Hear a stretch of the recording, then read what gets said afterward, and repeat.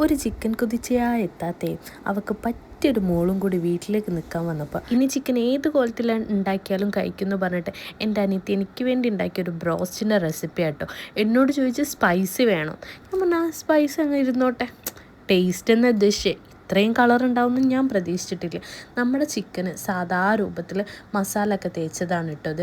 മഞ്ഞൾപ്പൊടി, മല്ലിപ്പൊടി, മുളക് പൊടിയൊക്കെ ഇട്ടിട്ടുള്ള മസാല അല്ലേ, അതുപോലെ മസാല തേച്ച് വെച്ചതാണത്. അതൊരു അരമണിക്കൂറിൻ്റെ ഉള്ളിൽ മസാല തേച്ച് വെക്കണം കേട്ടോ.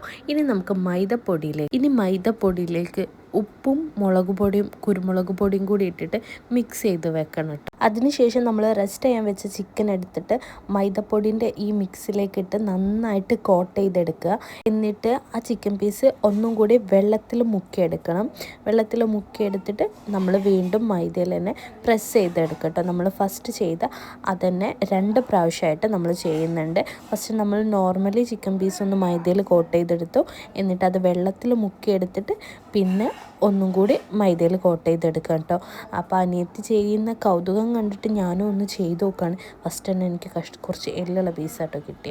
അതൊക്കെ മാറ്റിയിട്ട് ഞാൻ നല്ല സെറ്റാക്കിയിട്ട് ഞാനൊന്ന് ചെയ്ത് നോക്കുന്നുണ്ട്. നല്ല വലിയ പീസ് ചിക്കനൊക്കെയാണ് നമ്മൾ എടുക്കുന്നത് എന്നുണ്ടെങ്കിൽ കറക്റ്റ് കടയിൽ നിന്ന് വാങ്ങിച്ച് അതുപോലെ തന്നെ ഉണ്ടാവും കേട്ടോ. നമ്മൾ ഈ വെള്ളത്തിൽ ഡിപ്പ് ചെയ്യുന്നത് എന്താ വെച്ചാൽ ഒന്നും കൂടി മൈദ കോട്ട് ചെയ്യുന്ന സമയത്ത് കുറച്ചും കൂടി ഒരു സ്ട്രോങ് ആയിട്ടുണ്ടാവും, നല്ല ഹാർഡായിട്ടുണ്ടാവില്ല മോൾ ഭാഗം, അതിന് വേണ്ടി ചെയ്യുന്നതാട്ടോ.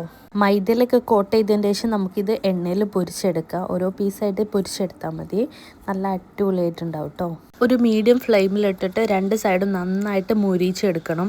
ഒത്തിരി കരിഞ്ഞു പോവാതെ നോക്കണം കേട്ടോ. ഇങ്ങനെ ഇടയ്ക്ക് മറിച്ചിട്ട് കൊടുക്കണം, എന്താണ് സ്ഥിതി എന്നുള്ളത് അറിയാൻ വേണ്ടി. കരിഞ്ഞു പോവാതെ 2 സൈഡും നന്നായിട്ട് വേവിച്ച് എടുത്താൽ മതി. അങ്ങനെ അടിപൊളിയായിട്ടുള്ള നമ്മുടെ ബ്രോസ്റ്റഡ് ചിക്കൻ ഇവിടെ റെഡിയായി വന്നിട്ടുണ്ട് കേട്ടോ. കാണാനും നല്ല ഭംഗിയുണ്ട്.